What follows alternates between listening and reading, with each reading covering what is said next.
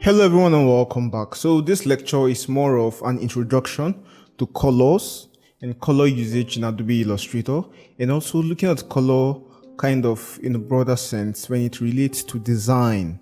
Okay, now we're going to be learning how to use the color tools, how to apply colors, and how to use different coloring techniques in Adobe Illustrator. So first of all, I want us to look at color modes. Okay, and in case you do not know, colors have modes. Okay, so color have modes in design. So we have two color modes in design. We have the CMYK color mode, which stands for cyan, M stands for magenta, Y stands for yellow, and K stands for key, which is black. Okay, and then we also have the RGB color mode, which is the red, green and blue color modes. Okay, so the RGB color mode is used when designs are going to be interacted with digitally. Okay, so it's good for designs that are going to appear on screens, and basically that's it for RGB. So when designing for screens, when designing for the web, it's good to design in RGB color mode, while the CMYK is good for print media. So when you're going to be printing posters, cards, stationery, and so on and so forth, you are going to be using the CMYK color mode, because that's the color mode that the printer understands better. Okay, so even though there are new generation printers that understand the RGB color mode as well as they do understand the CMYK color mode. So the RGB color mode is more of a more bigger color mode. Okay, so it can perfectly fit into digital media that's on phones and on screens, and it can also fit into some printers. Okay, so that's RGB color mode for you. Why the CMYK color mode is strictly for printing. It's strictly for printing. Okay, so that's basically a roundup of what the RGB and CMYK color modes are and what they are used for. And in Adobe Illustrator, we can actually use either of these color modes for our work. Okay, so depending on our purpose, depending on what we want to achieve, if our design is going to be interacted with just on a screen, we will definitely be going for the RGB color mode, while if our design is meant for printing, we are going to be going for the CMYK color mode. Okay, I'm going to start by trying to create a new document here. So when I click new, you're going to see these templates, right? And we looked at this from the first video of this module. Now when you come to mobile, for example, you're going to see templates of mobile. Now when you come here, you're going to see color mode, and what do you see? RGB. So any of these ones you select, you keep seeing RGB. That's because it's a mobile template and it's going to be interacted with on a mobile device. Okay, so that's why we all have them here as CMYK. So if you also come to web, because you visualize the web on a screen, you're going to also see here CMYK. Okay, so anyone I select, you keep seeing CMYK. But when you come to print media, and you select any of these templates, you see CMYK. Sorry, I mixed it. Okay, so all of this you see RGB, and then when you come to print, you're going to see CMYK. Okay, so for letter you see CMYK, A4 CMYK. So it means you're going to be using the CMYK to design in your design. Okay, and it's meant for print. Okay, if you come to film and video, you're going to see RGB because it's going to be visualized with on the screen, right? And also art and illustration is also RGB. Okay, so Adobe Illustrator kind of understands this and enables us choose accordingly. Now we can as well, if we wanted to use this template, this A4, and still use RGB, it's possible to use RGB. Okay, we can just come here and then select the RGB, and you can see it's giving us a warning here. Okay, so you can come here and select the RGB and then create. So it's going to create our document. Now we can see that this one I have here has RGB. How did I know? We can see this here. So it's titled untitled, right? And then in bracket you're going to see RGB. So if it's CMYK, you're going to see CMYK instead. So let me just create a CMYK document and create. Now you're seeing CMYK here instead of RGB, right? So RGB and CMYK. And it's actually possible to convert RGB to CMYK and CMYK to RGB. So an RGB document to a CMYK document, and also vice versa. How do we do that? So let's assume we have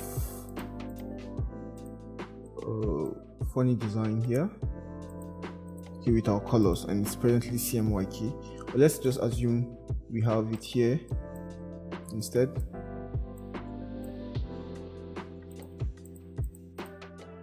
So let's just give this random colors. Okay, so basically we want to change this document from RGB to CMYK. So how do we do? You just have to come to file, okay, come to file, then come to document color mode. Now you're going to see that it's currently RGB, right? So when you click CMYK, you are now changing it to CMYK. So now it's CMYK. Okay, so that's just how you can change from RGB to CMYK and from CMYK to RGB. Okay, yeah, so that's it about RGB and CMYK. So the first things we are going to look at here is the swatches panel, and like I told you before, the swatches panel is here and we use it to select colors.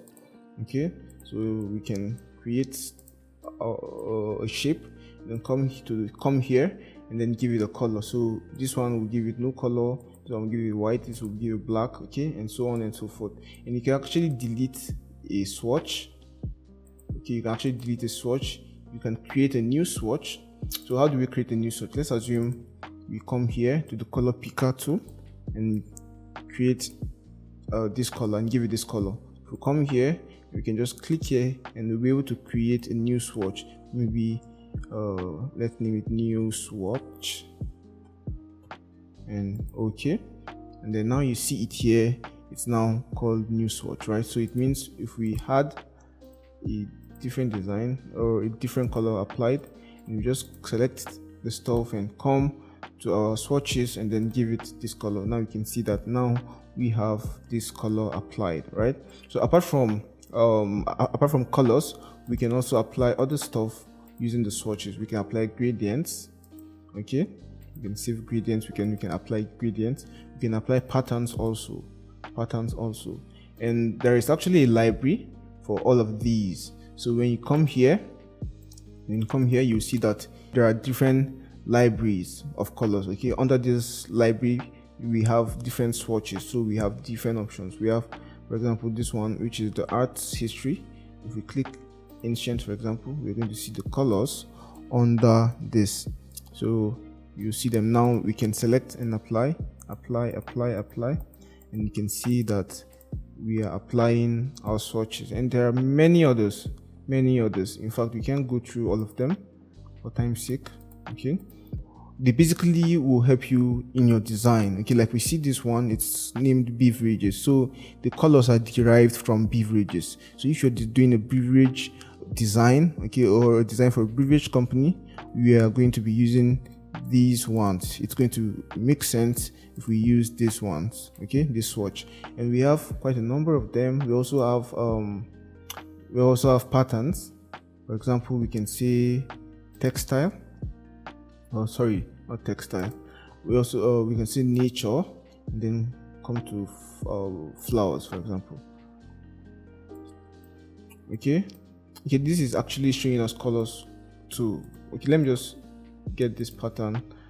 Okay, when you come to patterns instead, not nature, just come to patterns, and then you come to patterns, you're going to see different ones. Now you see the nature, right? So we have nature and foliage, we have nature and animal skin. So let's choose animal skin, and now you can see that we now have animal skins here, so we can apply them depending on the kind of design we want to achieve. Okay, so basically that's a roundup of what the swatches do. Okay, let's just delete this and create something different and give it a color. Now, apart from swatches, we also have the color picker. Now this is the color picker which we just looked at the other time. And just boost up the stroke. This is the color picker. So if you come here, if you double click, you're going to see the color picker, and the color picker allows us to choose color more creatively. Like, it gives us more control. As you can see, we will just move around and you can see the original color here and the new one we are creating, right? So you just have to move this around like this, and also you can move this around, this slide. So it's going to mix colors and you're going to be able to come up with very cool colors. Okay, and now if you click OK, you see that the color has been applied, and we have this here which is the color code. Now this color code gives us the ability to achieve this exact color on a different computer or on a different design altogether. So let's see, we copy this color code. Okay, when we copy this color code and we just come and maybe create something else and give it a different color, all we need to do now is to select this guy, double click, and then come here and paste our color code and OK. Now you can see that we now have the same color here. Okay, so that's the color picker tool for you. And we have here we can see color swatches instead. So it's going to show us color swatches. Okay, it's going to show us color swatches. We can kind of adjust like this, and but we want color modes. Okay, and we can use we can select only web colors, and it's going to give us a more definite control. Okay, not as flexible as this other one. Okay, so it's so you're either choosing this one or this one or this one or this one. Okay, so that's it about the color picker tool. Okay, I'm just trying my best to kind of go through all of this quick so that you understand. Now there is a feature I just want us to look at here, which is the swap feature. Now with this feature, we can be able to swap between the fill and stroke color. Okay, so we can make the color the stroke color the fill color, and the fill color the stroke color, just by clicking here. Okay, and it also has its shortcut, which is Shift X. So if you do Shift X, you're seeing that we're now swapping between the fill color and the stroke color. Okay, so that's it. And we also have here where we can select or remove the color altogether. Okay, so that's just a roundup of this. Okay, and then we also have the color option here, or the color tool. This is the color tool. Okay, now this color tool is a color tool right? It's used to select colors. Okay, so they have a spectrum of colors which you can select from. Okay, we have a spectrum of colors which we can select from. Now we can just drag it like this to make it bigger, and then we can simply just select colors just like this. Okay, just like this. And we also have more options. You can come here and choose the color mode. Here it gives us more color modes. We have the grayscale color mode, so you can choose a shade of gray. Okay, we have, apart from the grayscale, we have the RGB. So okay, I didn't select, I deselected it. So we have the RGB, okay, which will show us RGB spectrum. We have the HSB, and then we have the CMYK, the Sieve Web colors like we saw before, and then we can even invert the color. We can even complement the color. Okay, yeah, basically, and we can even create a new swatch. Okay, we can create a new swatch like how we saw here. Okay, so these are the simple things you can do with the color tool. Okay, with the color tool. Let's see RGB, and then let's see show options. Now if we click show options, we now see that we have more options. Now we can actually use these sliders to further edit our colors. Okay, we can use the sliders to further edit our colors. Now you can see the great colors we are achieving here. We can remove the color, we can give it the black, we can give it the white. Okay, basically do a whole lot of things. And here are the color code. So this is the color code, just like how we saw with the color tool. Okay, so basically that's it for the color tool. And we also have one more really important tool, which is called the color guide tool. Now this is the color guide tool here. Yeah, and all of these panels, you can actually find them here, right? You can actually find them on the windows like we saw before. So this is the color guide tool. And what does this do? And what does this tool do? What the color guide tool is, it helps us in our selection of colors. Okay, it guides us in our selection of colors. So let's assume we come and give this a different color. Let's uncheck this and give it this color, right? And we click OK. Now immediately you see that our color guide tool changes. Okay, the suggestions here change. Now the color guide tool suggests colors for us based on the selection we have done. Okay, based on the color selection we have done. Now these colors will actually complement our colors in different ways. Okay, so the color guide tool is basically using color harmony rules. Okay, color harmony rules like we looked at in the beginning of this video. So we have the triad, we have the homologous colors, we have the monochromatic, and so on and so forth. So the color guide tool is actually using these color wheel tools rules to actually create suggestions for us. So now we can see that here we have the color which we selected. Okay, now this is the initial color which we selected, and then we now have it getting darker, and then the shade, and then the color changing, right? And when we go to the left hand side, we are going to see that it gets darker. That's why it's named shades here. And when we see that we go to the right hand side, we can see that it gets brighter. That's why it's named tints here. Okay, so these are the mid tones, these are the highlights, and these are the shadows, kind of.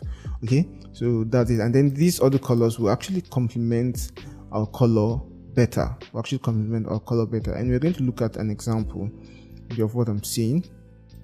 Okay, an example of what I'm saying. So under here you can actually select different color harmony rules, and you're going to have different options, different color options to choose from, as you can see. Okay, so this will actually help you a lot in your logo design. Remember, we said color is very important in logo designs also. Okay, even though your logo should be able to exist as black and white and still make sense, but in many times we often want to use colors, and this tool will kind of help us a lot in trying to achieve or select the best colors. Okay, the best color combinations for our logos. Okay, so basically that's what the color guide tool does. Now I have one little tool which I want you to learn, and that's the eyedropper tool. Now the eyedropper tool is a tool that is used to select colors. Okay, so let's assume we have this ellipse and we do not have a stroke, and we have let's say this color we created, right? This custom color swatch we created, and we want to apply this color to this object. How do we do that? We have to select the object, and then select the eyedropper tool, and then come and sample our desired color. Now you can see that it has copied both the color and the stroke. Okay, so if you are going to be selecting an object, it's going to copy all the properties of that object, right? So that's what the color eyedropper tool does. So it's a very simple tool, and when you hover around the tool, you actually see a preview of what it does here. So basically we don't need to spend so much time trying to learn these things. So they are quite simple, very simple. So when I select my shape, all I need to do is to select the desired color. Now we can see that it has applied the color. Select this color, select this one, okay, and so on and so forth. So basically that's what the color picker, or rather the eyedropper tool, does. Okay, so now we've learned about the color guide tool, we've learned about the color tool, we've learned about the eyedropper tool, and then finally I think we should be learning about gradients also.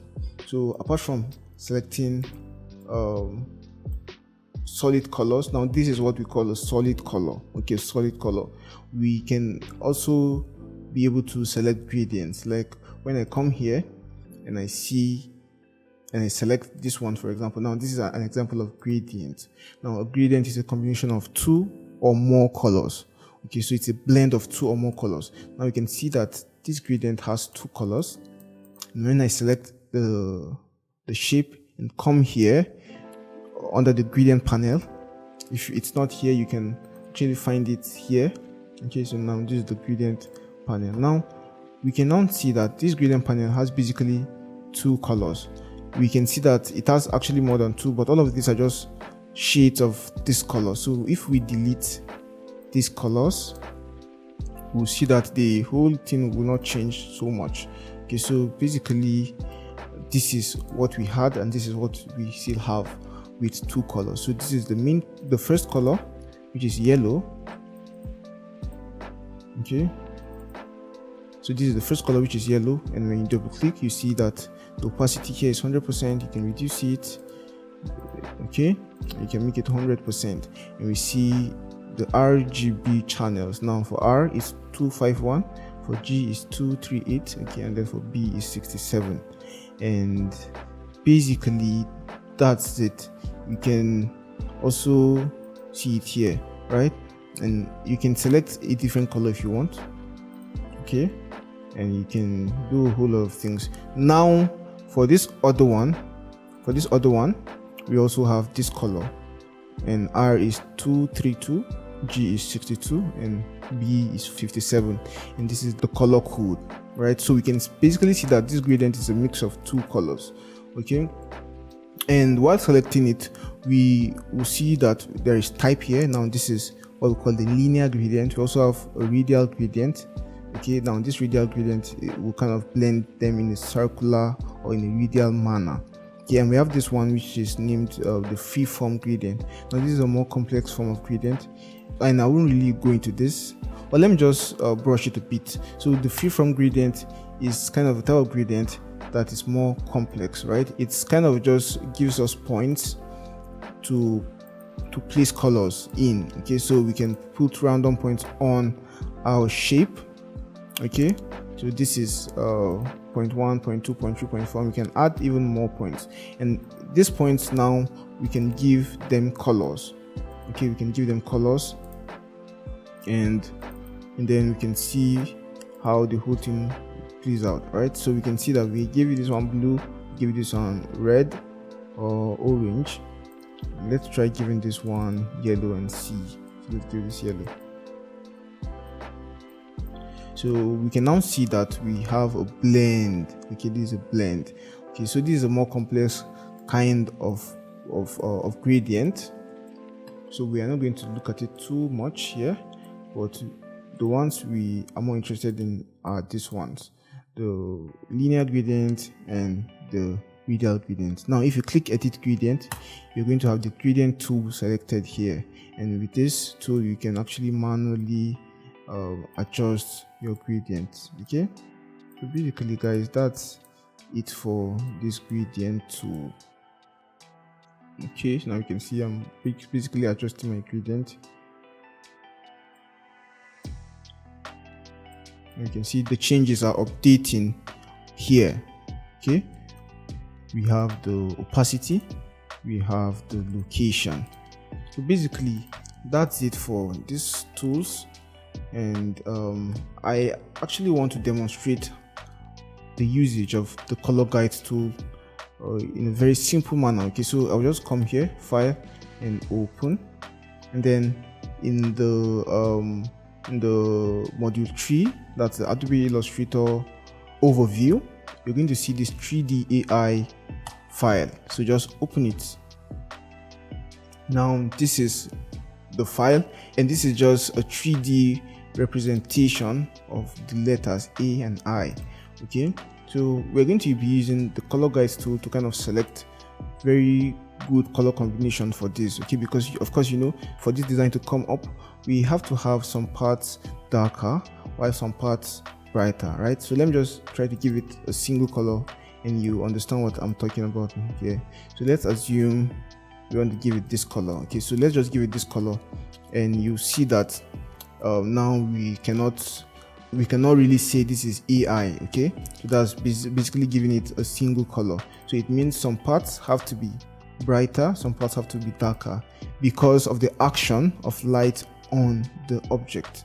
Okay, so now we can see that light is coming from this direction. Okay, so let me just give this Shift X for the gradient and give this guy an arrow.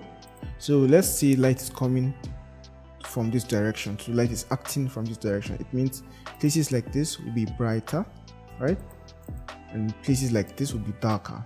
So let's select everything and come to our color guides tool. Now the color guides tool has done the majority of work for us. Okay, it has selected colors that will blend with this design or with this 3D object, right? So now we can see that this color is this color here, and if we go to the left we will have it darker, if we go to the right we will have it brighter. So for the darker parts we can select this part, then give them, select this one, hold and shift, select this one, then give it the darker parts. For this ones we'll make them brighter, so we can make them a bit brighter, and now we can see that everything is blending well, right? And then now for this one we could make it even darker than what we have here.